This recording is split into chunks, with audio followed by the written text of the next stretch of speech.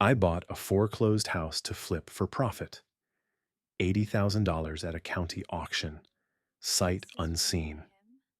Yes, The it listing is. said, I found it. estate It's sale, been so previous long. owners deceased, sold as is. I didn't ask questions. In my business, you don't get attached to other people's stories. But when I walked into the second floor bedroom 3 days later and opened the closet door, I found words scratched in black Sharpie on the white paint. Emma Lawson, age 16. I hate this place. I'm leaving and never coming back. Emma, my Emma, the girl I'd loved at 22, the woman who'd left me at 23, the ghost I'd been trying to forget for 8 years. And then I found her father's journals in the attic. 17 leather-bound notebooks spanning 5 years of waiting for a daughter who never came home. The last entry, written the day before he died, started with 3 words that broke me. Emma, I forgive you. I'm Aaron Mitchell. I'm 30 years old. I flip houses in Portland, Maine. I've gutted 43 properties without ever wondering about the families who lived there before. Their memories weren't my problem until I bought the house that belonged to the only woman I ever loved and discovered she had no idea her father had been dying, no idea he'd been waiting, no idea that the fight that drove her away had been forgiven years ago. So I did the only thing I could do. I called her. After 8 years of silence, I called Emma Lawson and said, I found something you need to see. Oh. The house sat on Maple Street, 3 blocks from Portland Harbor. My business partner Andre and I had driven past it twice doing recon. Good bones, bad cosmetics, he'd said. 4 months, we flip it for $200K profit easy. The math worked. I raised my paddle at the auction. The gavel came down. I became the owner of 447 Maple Street without knowing that 10 years ago I'd stood on that front porch in the rain and kissed Emma Lawson for the first time. She'd pulled me under the awning, laughing, soaked through, and pressed her mouth to mine like she'd been waiting her whole life to do it. Best first date ever, she'd whispered against my lips. I'd forgotten the house number, forgotten the street name. Time has a way of blurring the geography of heartbreak, but the house remembered. Pah. I found her bedroom on day 3 of the walkthrough. Third door on the left, second floor. The moment I opened it, something in my chest recognized it before my brain caught up. Pale yellow walls. The color she used to call morning light trying too hard. White furniture. A bulletin board covered in concert tickets and report cards and a photo of teenage Emma holding a soccer trophy, grinning like she'd conquered the world. I stepped inside slowly, my contractor's clipboard forgotten. On the nightstand, a framed photo. Emma, maybe 17, flanked by 2 adults. Her parents.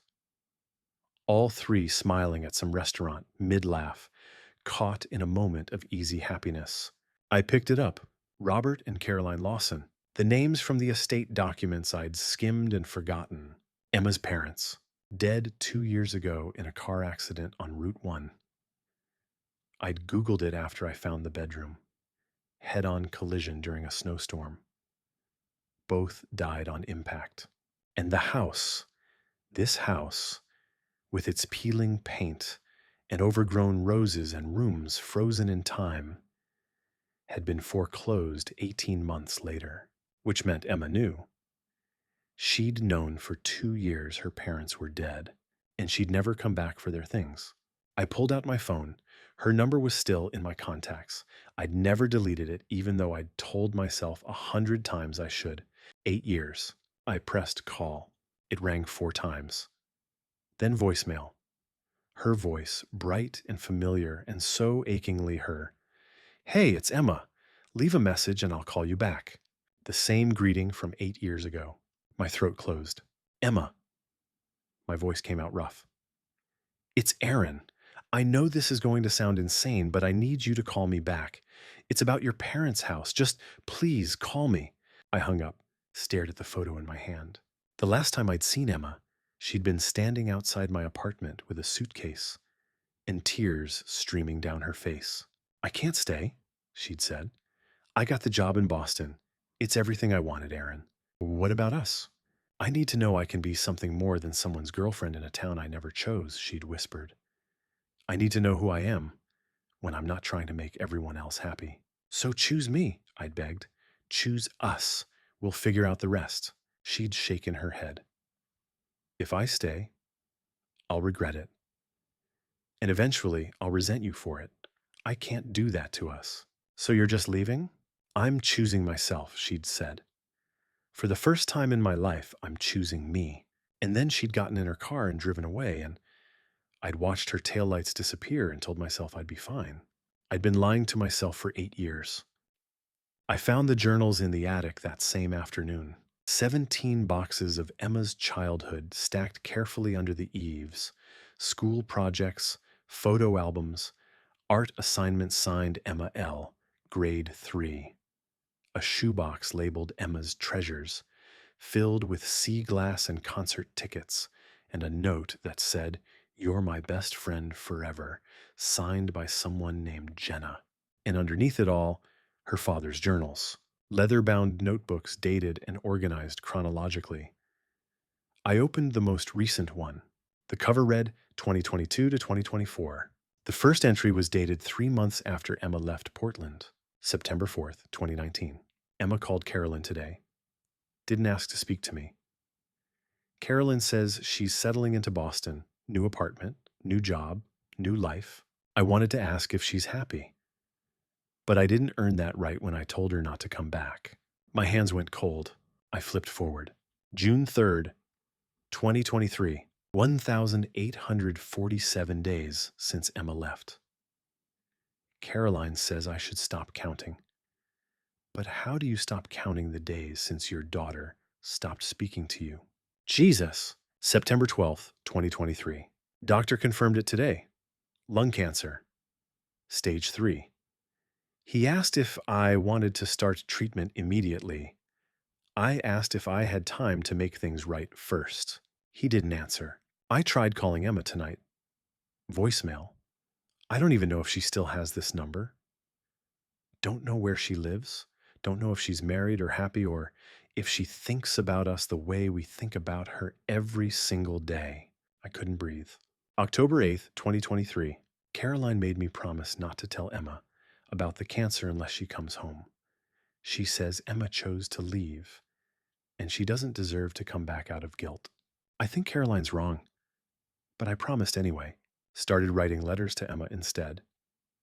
Don't know if I'll ever send them, but maybe if I don't make it, someone will find them. Maybe she'll know. The page is blurred. December 24th, 2023. Christmas Eve. Set a place for Emma at dinner like we do every year. Carolyn cried into the mashed potatoes. I told her next year would be different. I don't believe that anymore. March 1st, 2024. Doctor says 6 months, maybe less. That boy Aaron stopped by again today. Brought groceries. Said he was in the neighborhood. We both know he wasn't. He asked if we'd heard from Emma. I said no. He looked like I'd punched him. Asterisk. Poor kid. Carolyn wanted me to tell him to stop coming. I told her. That boy loves our daughter the way I love you. You don't move on from that. You just learn to live with the ache.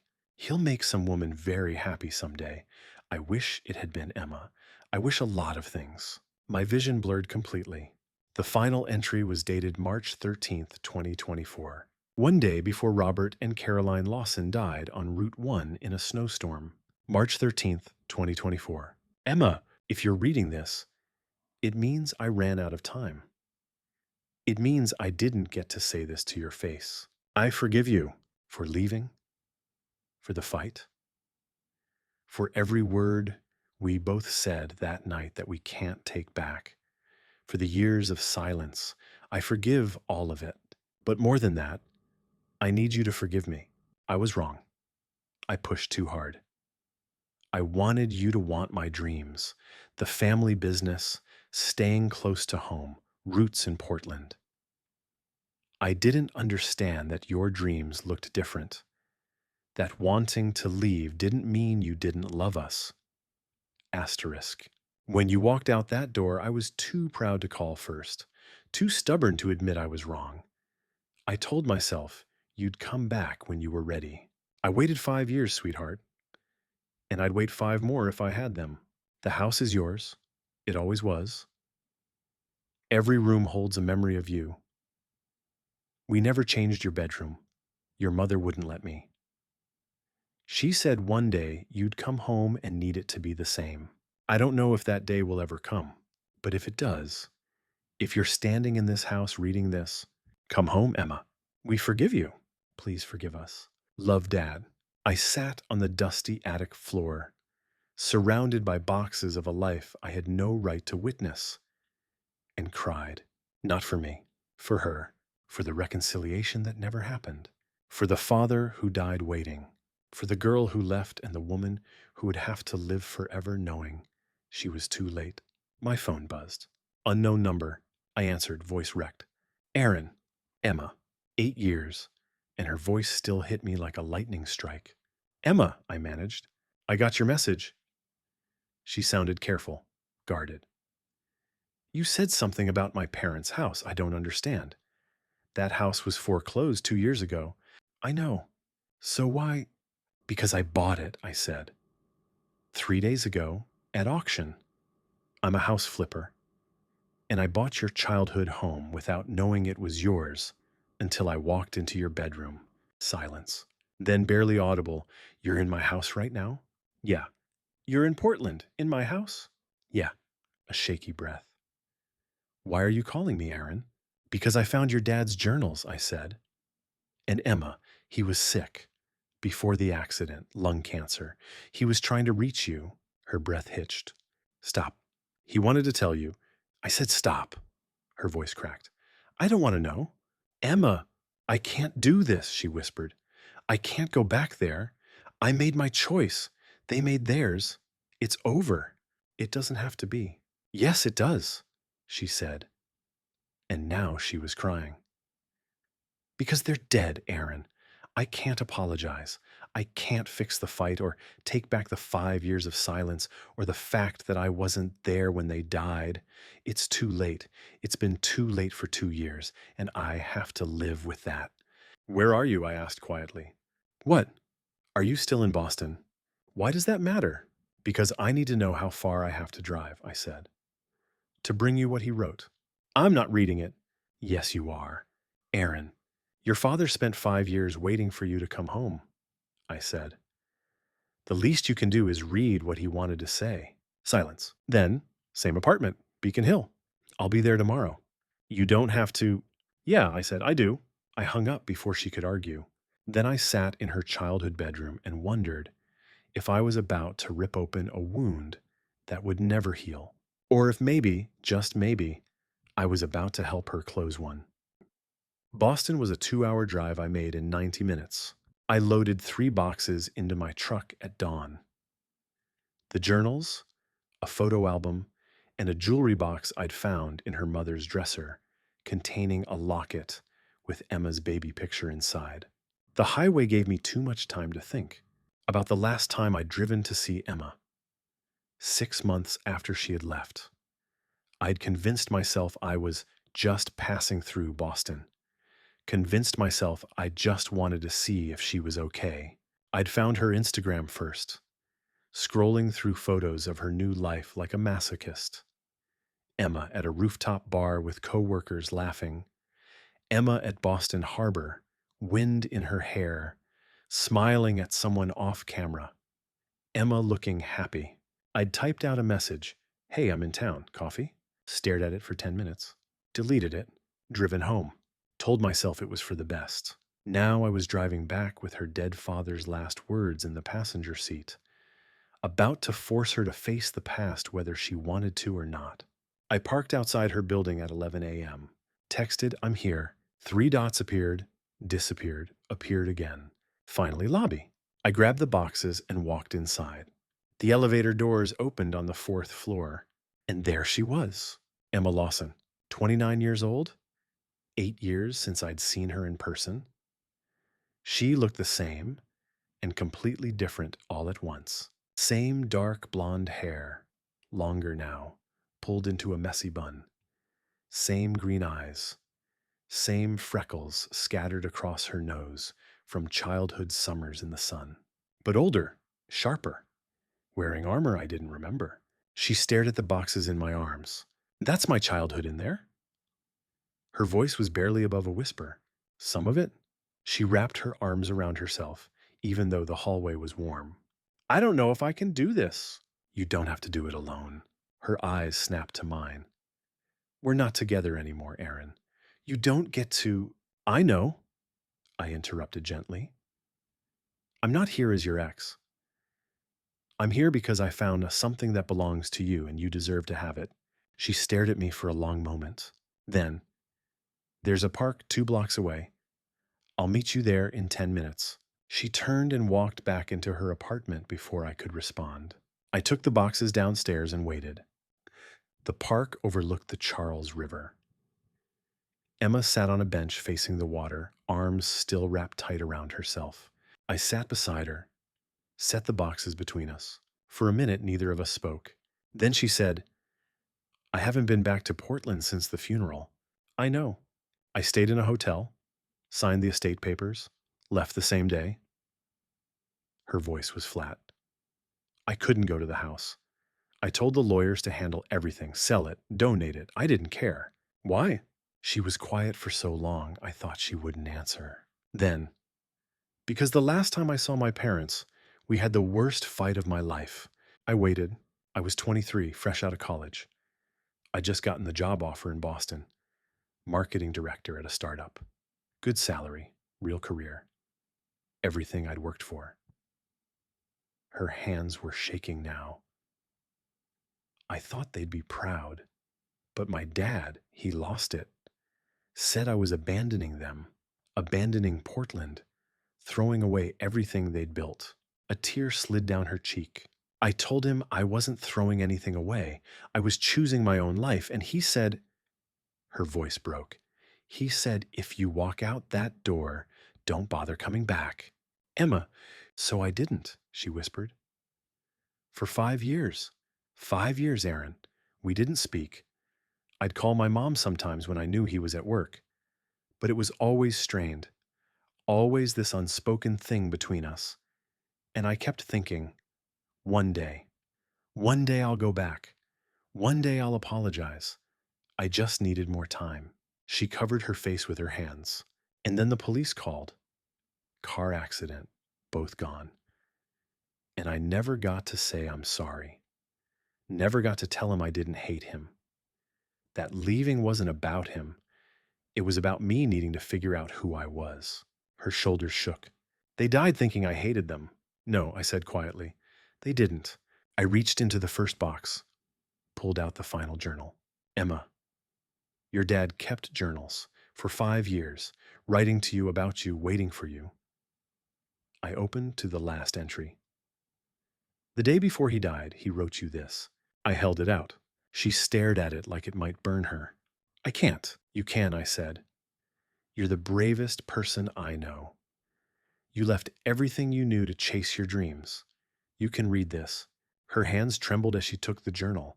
I watched her eyes move across the page, watched the tears spill over, watched her face crumple as she read her father's final words. I forgive you. Please forgive us. Come home, sweetheart. She made a sound I'll never forget. Broken and raw and devastated. He forgave me, she gasped. He was dying and he still... She couldn't finish. I pulled her into my arms. She collapsed against me and sobbed. Deep, wrenching cries that shook us both. I held her the way I used to, like she was the only thing keeping me anchored to the earth. And for the first time in 8 years, she let me. We sat on that bench for 2 hours. When her tears finally slowed, she pulled back, wiping her face with her sleeve. I'm sorry, she mumbled. I didn't mean to fall apart on you. Don't apologize. She looked down at the journal still clutched in her hands. He wanted me to have the house. Yeah, but you own it now, technically. She looked up. What does that mean? I hesitated. It means I bought it to flip. That was the plan. Gut it, renovate, sell for profit. But now, I ran a hand through my hair. Now I don't know, because every room I walk into has you in it. And I can't tear down your childhood, Emma. Not when I know what it means. So, what are you going to do? I don't know, I admitted. My partner wants to start demo next week. We have investors' timelines. If I back out, I lose money. Then don't back out, she said. What? Do what you planned, she said firmly. Flip the house, make your profit. I gave up my right to it when I left. That's not true. It is, she interrupted. I don't get to show up 8 years later and claim something I abandoned. You didn't abandon it. You were hurt. I was a coward, she said. I ran because it was easier than staying. And now they're gone, and the house is gone, and I have to live with that. What if you didn't? She blinked. What? What if you didn't have to live with it? I said. What if you came back to Portland? Just for a few days. Let me show you the house.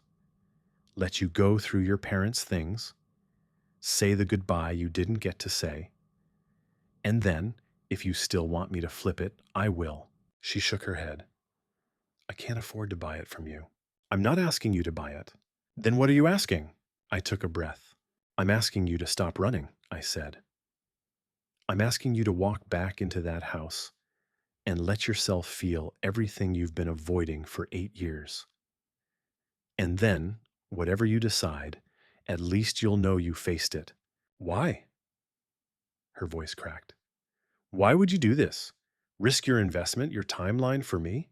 Because 8 years ago you asked if I wanted to keep you small, I said. And I never answered, so I'm answering now. I never wanted to keep you small, Emma. I wanted to keep you. There's a difference. And if giving you closure means I lose money, then that's what I do. Her breath caught. I don't understand you. I don't understand me either, I said. But I know I can't demo that house without giving you a chance to say goodbye. So come home, face your ghosts, then make your choice. She looked at the journal, at the boxes, at me, then barely audible. Okay. Emma followed me back to Portland the next morning. She drove separately, keeping her escape route open, I figured. We didn't talk during the drive. Just a single text when we crossed into Maine. Still behind you. When we pulled up to 447 Maple Street, she stayed in her car for 5 full minutes. I watched her in my rearview mirror, hands gripping the steering wheel, staring at the house like it might swallow her whole. Finally, she got out. I met her on the sidewalk. The house looked worse in daylight. Peeling blue paint, sagging porch steps, rose bushes strangling the front walkway. 2 years of neglect written into every weathered board. It's smaller than I remember, Emma said quietly. You were smaller when you left. She almost smiled, almost. I unlocked the front door. It stuck, swollen from humidity, and shouldered it open. The smell rolled out immediately. Dust, closed up air, the scent of a house holding its breath. Emma stepped over the threshold like she was crossing into a graveyard. The entryway opened into a living room frozen in time. Furniture covered in white sheets.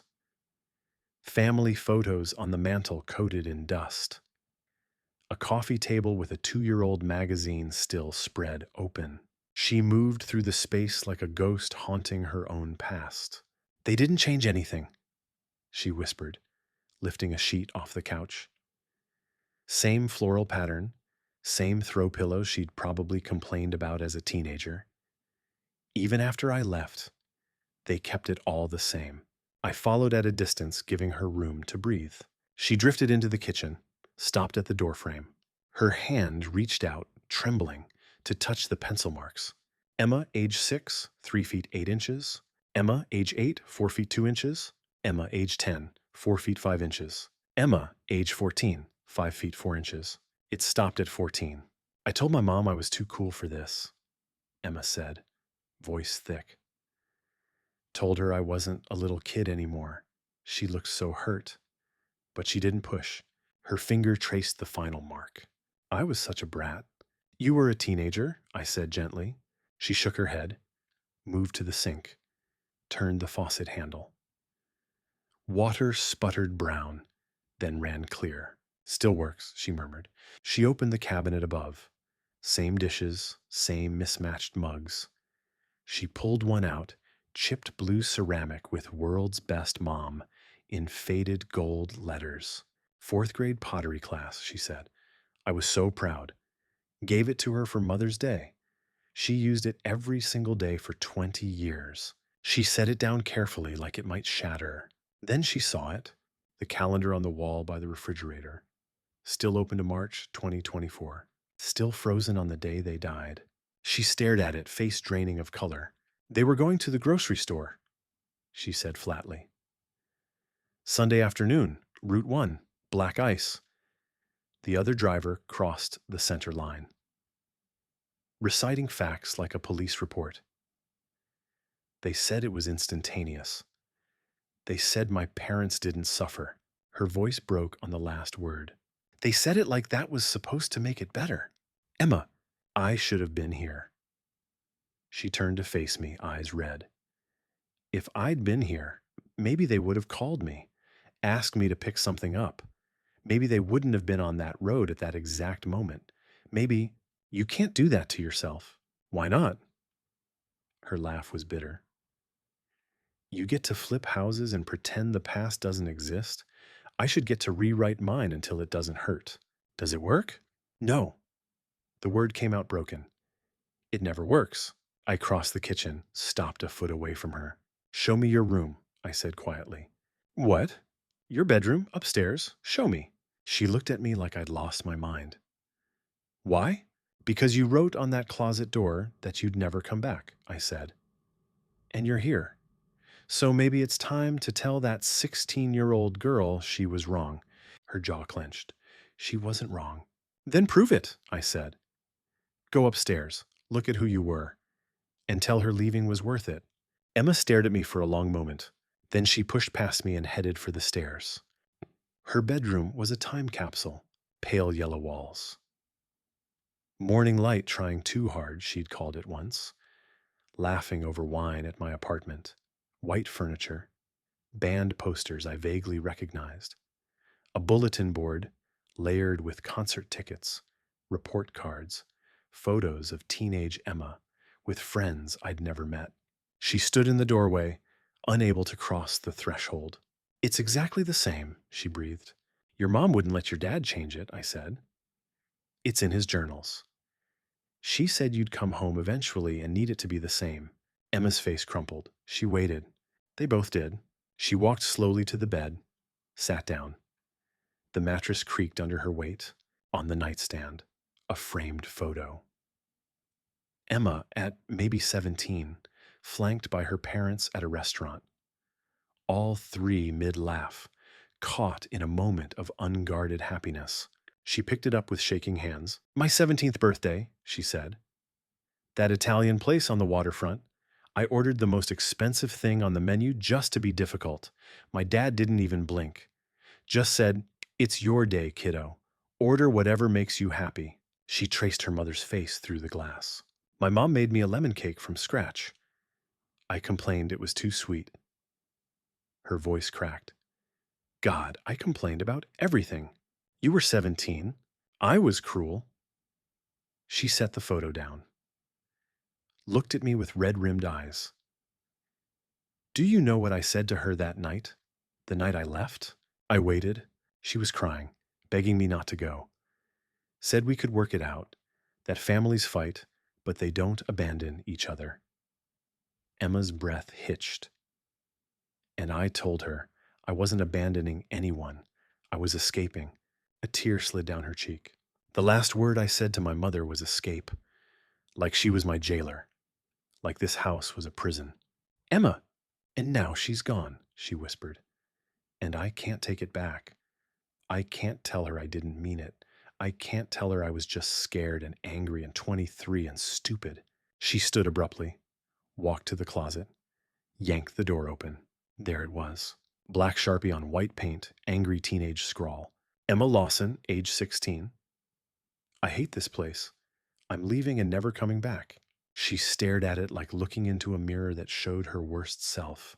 I meant it when I wrote that, she said quietly. I felt so trapped by this town, by their expectations, by the future they'd planned for me that I didn't want. Her hand touched the words.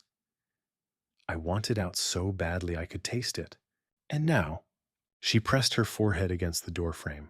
Now I'd give anything to be trapped here again, she whispered.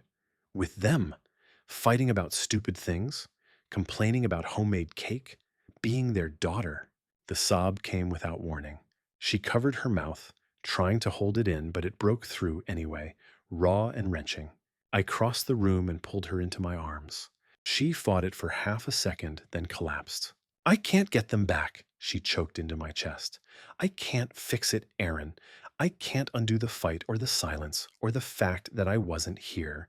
It's too late. It's been too late for 2 years, and I have to live with that forever, and I don't know how. I know, I said, holding her tight. I know. I don't know how to forgive myself. Maybe you start by reading the rest, I said quietly. She pulled back. What? The journals. I only showed you the last entry. But there are 5 years of them, Emma. 5 years of your dad writing to you, about you. Maybe if you read them, you'll understand what he understood. What's that? That loving someone doesn't mean they don't hurt you, I said. It means you forgive them anyway. Her eyes filled again. Will you stay? The question came out small, afraid. While I read them, if you want me to. I don't want to do this alone. Then you won't. I brought all 17 journals up from the attic, arranged them chronologically on her bedroom floor.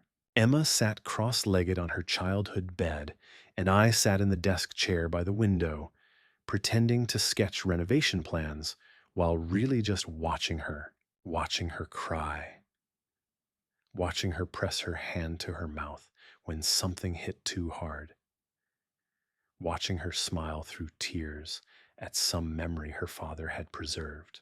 Hours passed. Afternoon light turned golden, then amber, then blue. She read every word. When she finally closed the last journal, the room was dark except for the bedside lamp. He wrote about me every week, she said, voice hoarse from crying. For 5 years, every single week, an entry wondering where I was, what I was doing, if I was happy. He loved you. He never stopped. She looked up at me. Even when I did. You never stopped loving them, Emma. Then why does it feel like I did? Because you were protecting yourself, I said. From the guilt of leaving. From the fear that you'd made the wrong choice. It's easier to pretend you don't care than to admit how much it hurts. She was quiet. Then, he wrote about you. My chest tightened. What? She picked up one of the earlier journals. Flipped to a marked page. Here. Aaron stopped by today. Didn't stay long, just dropped off groceries and asked if we'd heard from Emma. I told him no. He looked gutted. Caroline thinks we should tell him to move on. I told her, that boy loves our daughter the way I love you. You don't move on from that.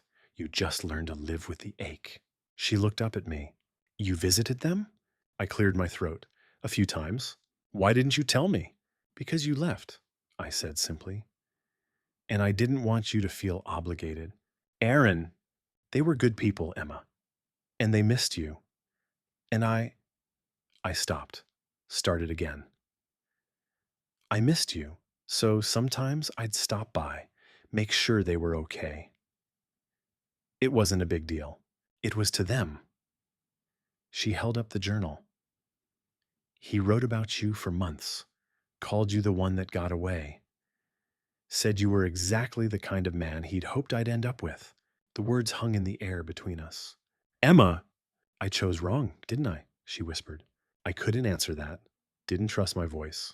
She set the journal down carefully. I need to see the workshop, she said. The workshop was in the detached garage. The door was warped, stuck. I had to throw my shoulder into it twice before it gave. I pulled the chain for the overhead light. The space smelled like sawdust and oil and time.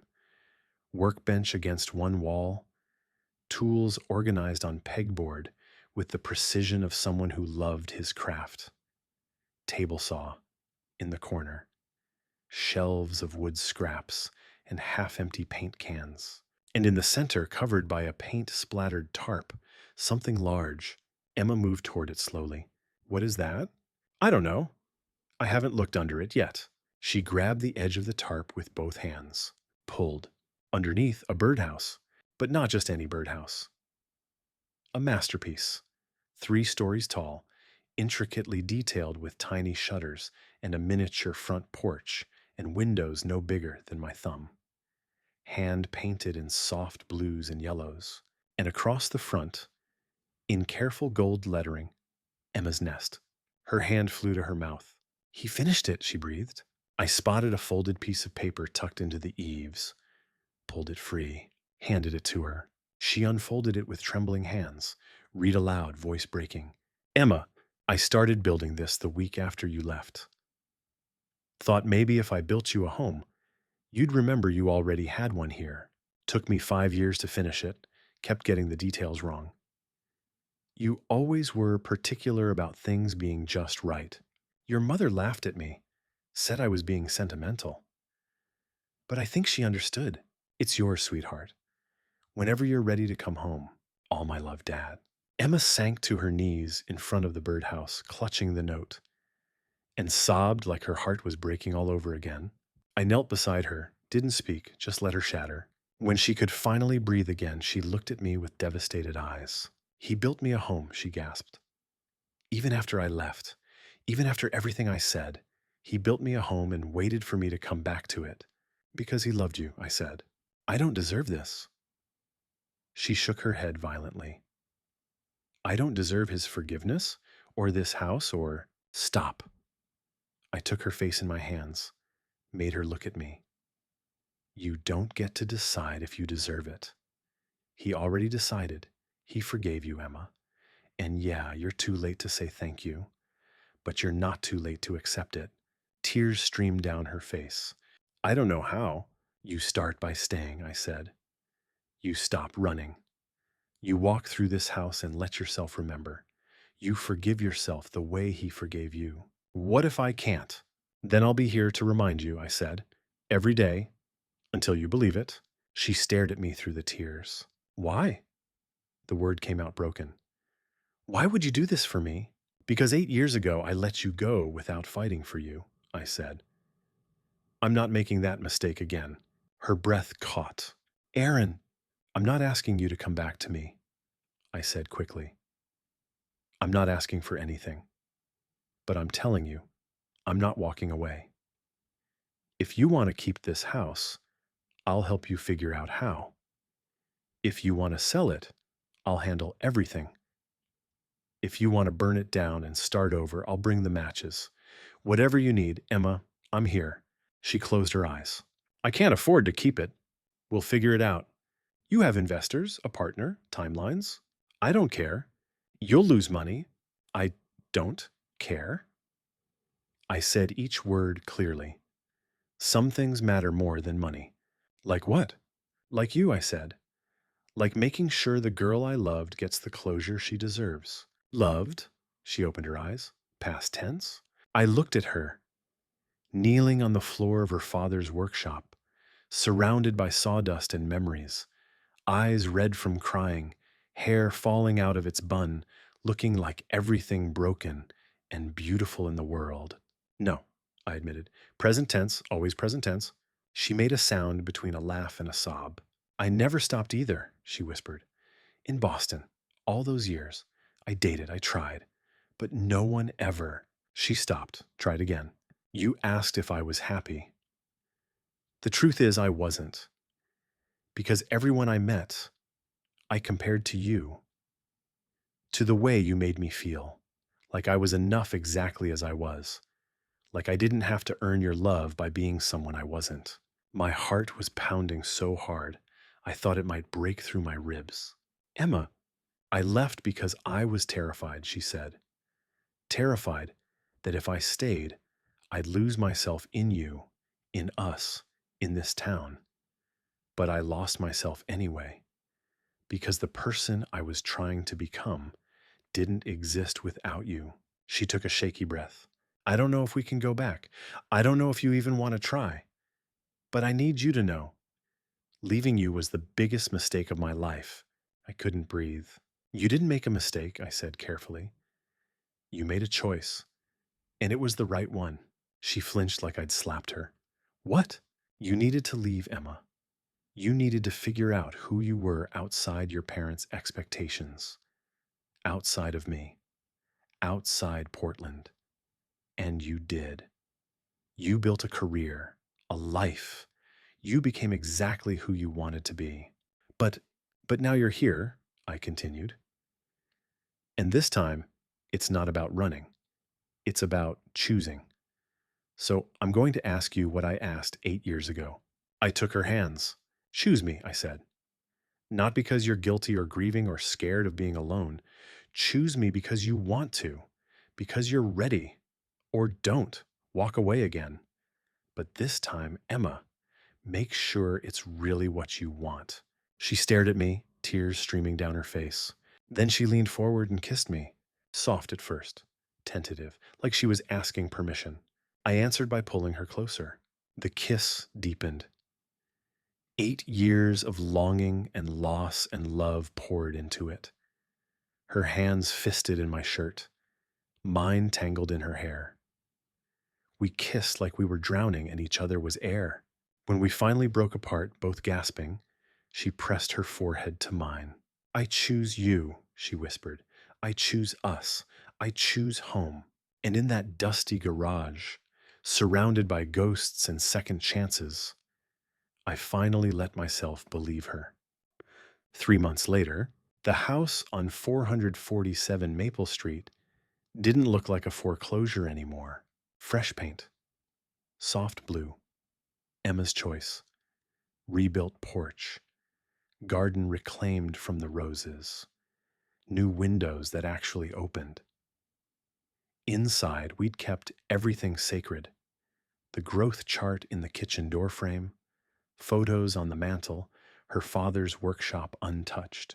But we'd made it ours too. My coffee maker, next to her French press. Her books mixed with mine on the shelves. Our coats hanging side by the door. Emma had quit her job in Boston, found a position at a Portland marketing firm that paid less, but let her walk to work and come home for lunch and actually have a life.